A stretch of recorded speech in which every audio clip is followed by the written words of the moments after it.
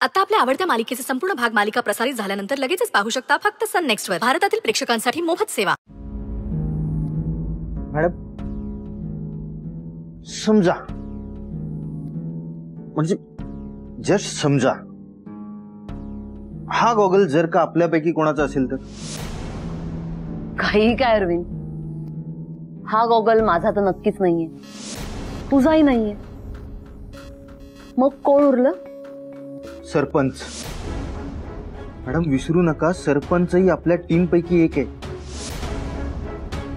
तोच जर का स्वानंदीच्या रूम मध्ये घुसला असेल तर? नाही रे, मला नाही वाटत. सरपंच कशाला जाईल? का नाही जाणार? हे बघा, स्वानंदी असाही त्याला काही भाव देत नाही, म्हणून काहीतरी कारण काढून तो तिच्या रूम मध्ये घुसला असेल. सरपंचच असेल. अरविंद, असू शकतं रे.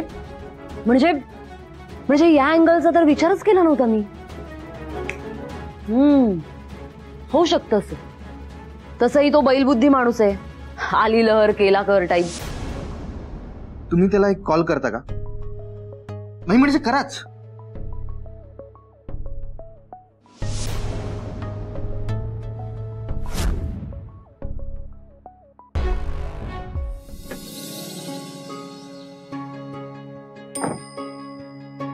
दादा 2 कटिंग द्या बरं का, आणि मस्त आलं बिलं घालून करा.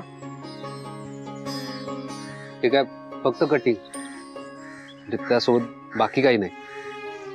बाकी काही हवंय का तुम्हाला? एक काम करा, बघा आणि काय हवंय ते ऑर्डर करा. दादा 2 कटिंग आणि 2 बन मस्का. कुठला मस्का? बन मस्का. बन मस्का? का तुम्हाला बन मस्का माहित नाही? हो, मला लोकांना मारायचा मस्का माहितीये. बन मस्का हे पहिल्यांदाच ऐकते. सिरियसली?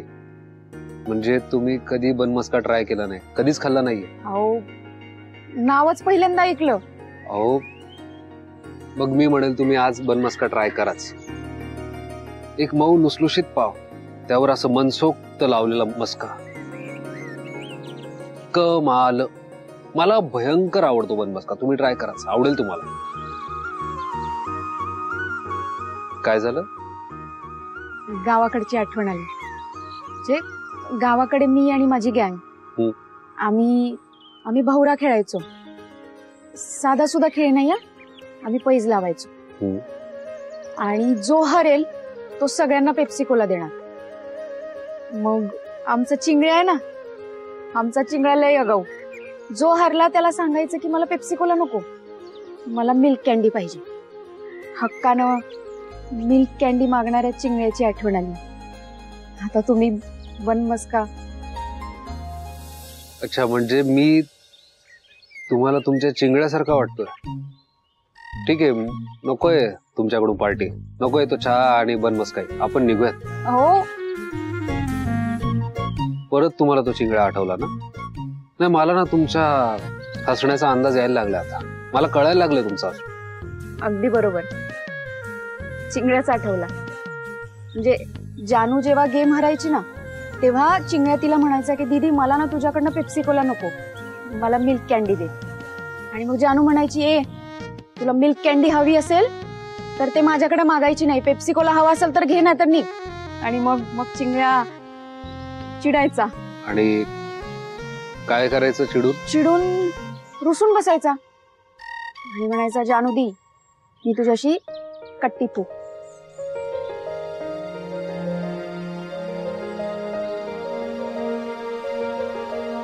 तुम्हाला काय झालं हसायला? मी नाही तुमच्या चिंगळ्यासारखं तुमच्याशी कट्टी घेणार. अगदी आपल्यात भांडणं झाली तरी. मनी सर, पण आपल्यात कशाला व्हायची भांडणं भिंडणं? म्हणजे आपण काही जानू आणि चिंगळ्या आहोत का? आणि समजा झालीच आपल्या दोघांमध्ये भांडणं, तर मला माहितीये तुम्हाला कसं मनवायचं, तुम्हाला कसा मस्का लावायचा. ठीक आहे, आला तुमचा बन मस्का. 2 चहा पण द्या. ओ थांबा, चहा तरी उद्या. दादा चहा. आला. येस. हा, आता या चहामध्ये ते बुडवून खा. बुडवून? थांबा थांबा, द्या तो चहा इकडे. आता याच्यात बुडवा आणि खा.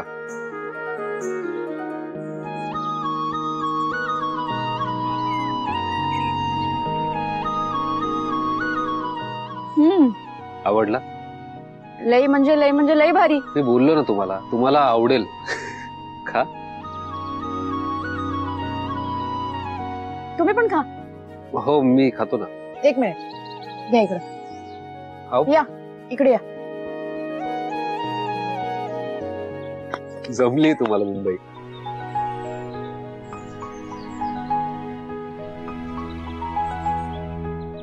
मणी सर, तुम्ही त्या ऑर्डर बद्दल मला जास्त काही नाही सांगितलं.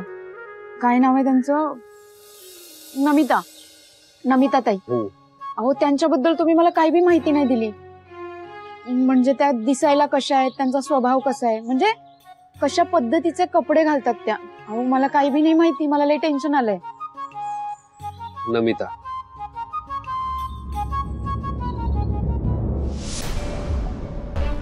कॉल का नाही रिसीव्ह करत आहे हा?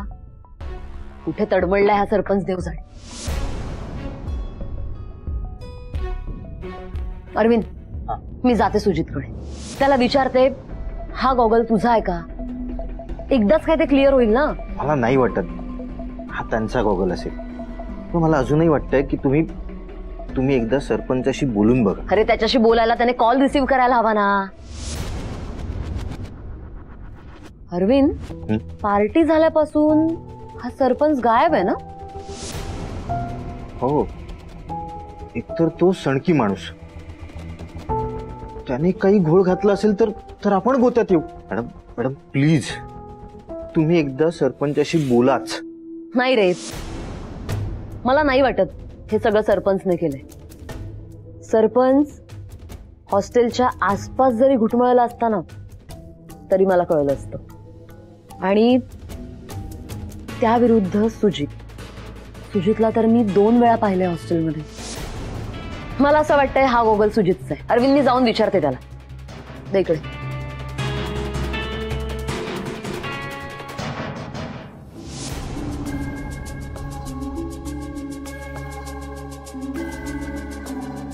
वा, छान आहेत फुलं.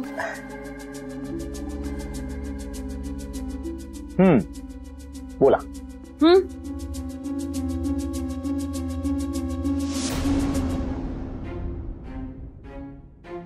काय हा गॉगल मला देण्याचं कारण काय मला कळलं नाही. का दिलं म्हणजे?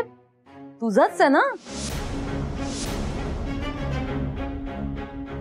कम ऑन संचिता, तुला माझी टेस्ट चांगलीच माहिती आहे. हा गॉगल आय नो, पण हल्ली तुझी टेस्ट बदलली आहे सुजी. एनिवेज, ब्रँडेड दिसला गॉगल. मला वाटलं तुझा आहे म्हणून द्यायला आले तुला.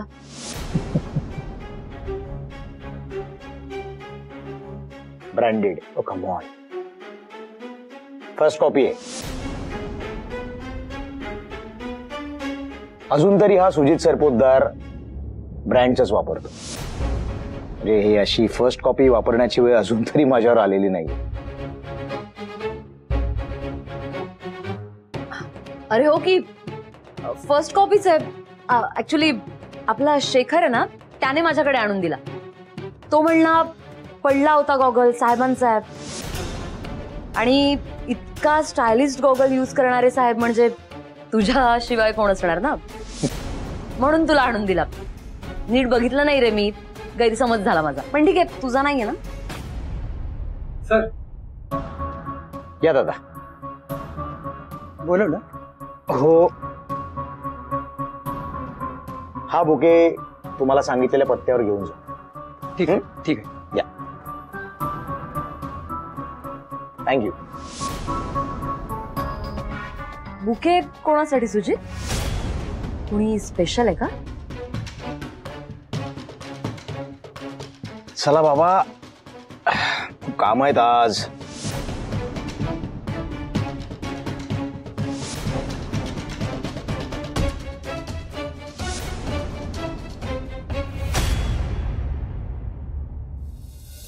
काहीही झालं की ते स्वानंदीमुळे झालं हे चित्र जे नेहमी उभं करतेस ना ते चुकीचं आहे. नाही मॅडम, माझा असा काही हेतू नाहीये, पण तुम्ही सगळी परिस्थिती नीट बघा, मग मी जे म्हणते ना ते पटेल तुम्हाला.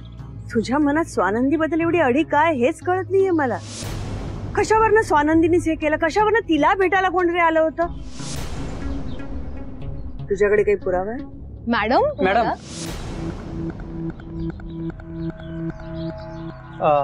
स्वानंदीसाठी फुले आणली. घ्या. छान. दादा कोणी पाठवलीत फुलं? सुजित सरांनी.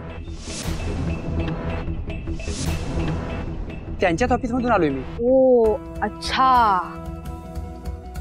मॅम, मी तुम्हाला हाच विषय समजवायचा प्रयत्न करत होते. तुम्हाला कळतंय ना मला काय म्हणायचंय? पोरींनो, तुम्हाला कळतंय ना काय चाललंय स्वानंदीचं? स्वानंदी मी येतो. ही ऑर्डर कंप्लीट करताना काळजी घ्या. अहो मणी सर,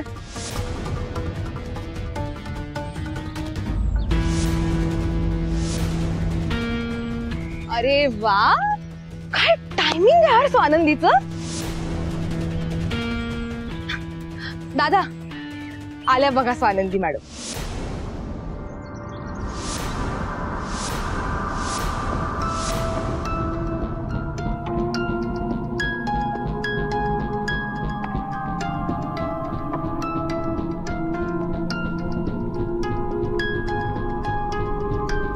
खूप सुंदर आहेत ना फुलं.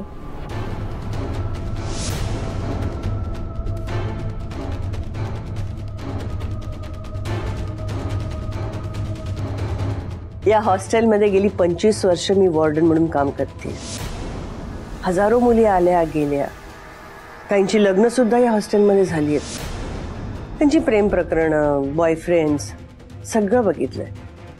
म्हणजे होणारे नवरे फुल आणि गजरा घेऊन येताना पण पाहिले. पण एवढा महागडा बुके आणि इतकी सुंदर फुलं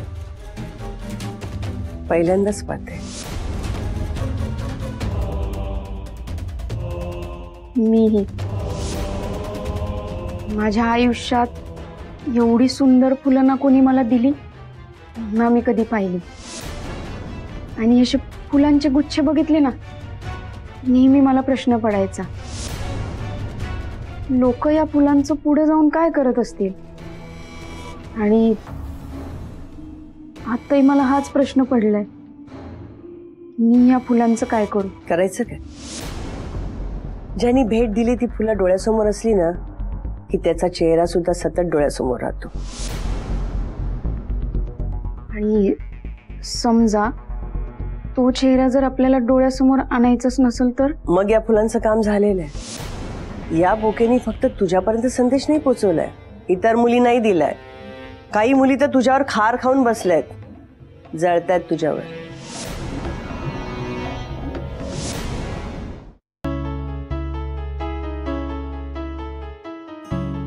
खार खाणाऱ्यांचं मला नाही माहिती मॅडम.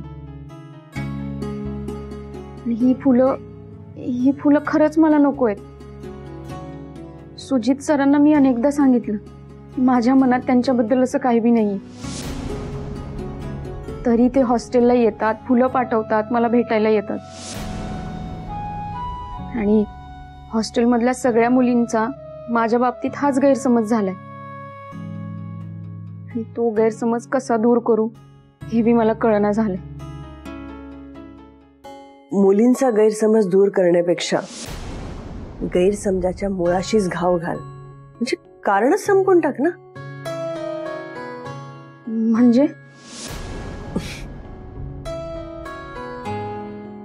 स्वानंदी या जगामध्ये असेही लोक आहेत की जे स्वतःभोवतीच एक कल्पनेचं जग निर्माण करतात आणि मग आपल्याच जगात राहतात. त्यांना कितीही समजावून सांगितलं ना की हे चुकीचं आहे, पण ऐकण्याची त्यांची तयारी नसते.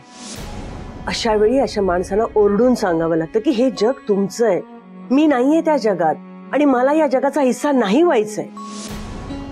कधी कधी कडू शब्द कडू औषधाचं काम करतात. मॅडम, पण सुजित सरांना हे सगळं कसं बोलू? अहो म्हणजे आतापर्यंत त्यांनी मला खूप मदत केली आहे.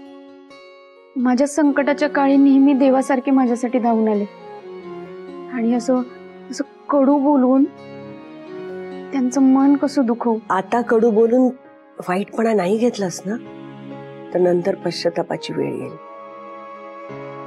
वेळीच सावध हो. मॅडम मला तुमचं म्हणणं पटतंय ना मग कृतीत आण. विचार कर, तुझ्या आईला जेव्हा हे सगळं कळेल तेव्हा तिला काय वाटेल.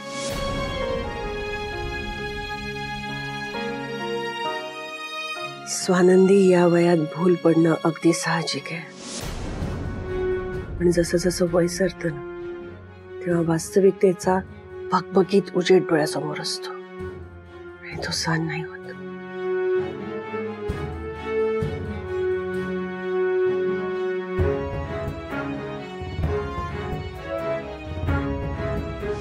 कधी काळी मी तुझ्या वयाची होते, 4 चौघींमध्ये उठून दिसणारी. सुंदर होते आणि मला याची पूर्ण जाणीव होती. पण सुंदर असण्याची एक धास्ती होती, भीती होती. म्हणून मी कधीच कोणाशी बोलत नव्हते. कोणाच्या अध्यात नाही, मध्यात नाही, नाकासमोर चालायचं. कारण असं म्हणतात ना, सौंदर्याला जननिंदेचा श्राप असतो. एका फर्म मध्ये अकाउंटंटची नोकरी करत होते. तिथे सुद्धा कधीच कोणाची ओळख नाही केली, मैत्री नाही. तरी सुद्धा लोक माझ्या मागे वाटेल ते बोलायचे. त्याचा परिणाम असा झाला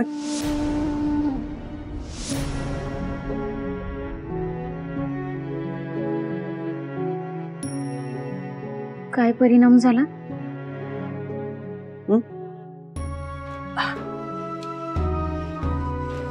ते आता महत्वाचं नाहीये. पण या सगळ्यातनं एक गोष्ट मात्र शिकले मी.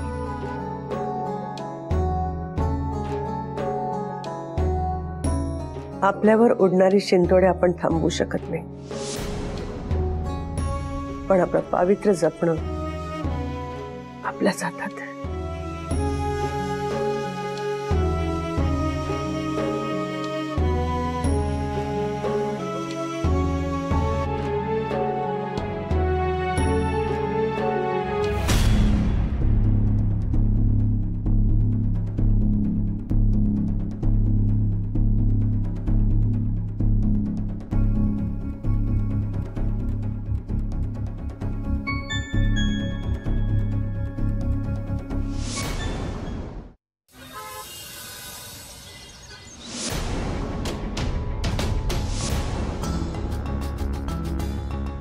स्वानंदी मॅम,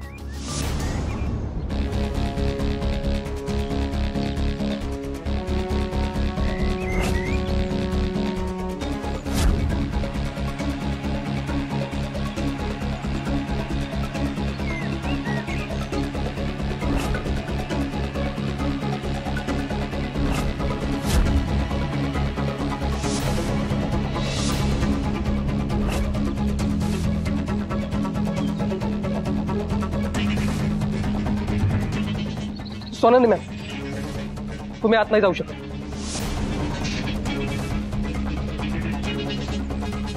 मॅडम, तुम्हाला आत जाण्याची परवानगी नाही. ऐका मॅडम, मॅडम मॅडम ऐका ना. मॅडम, स्वानंदी मॅम ऐका ना. स्वानंदी,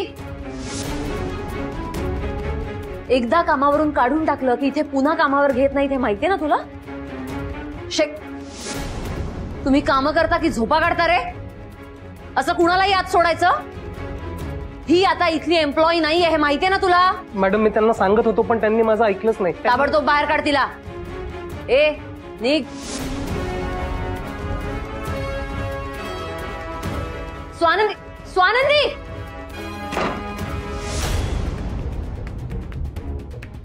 मूर्ख. आता इथे राडा झाला तर कोण जबाबदार असणार आहे याला? निघ. हो, सॉरी.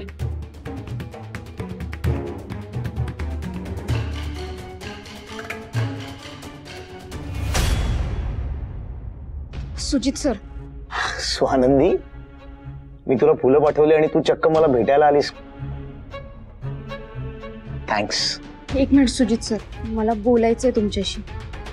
काय झालं? बोल ना.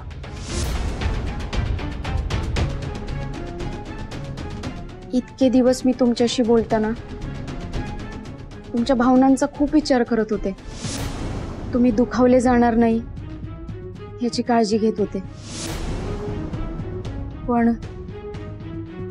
पण आता जरा स्पष्टच बोलते.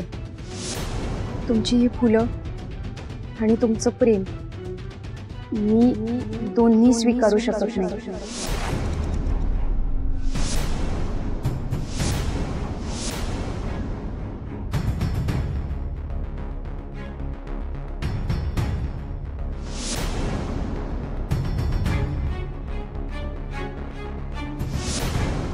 तुमच्यात आणि माझ्यात मैत्रीच्या पलीकडं दुसरं कुठलं बी नातं फुलू शकत नाही. या जन्मात आपण एकत्र येऊ शकत नाही.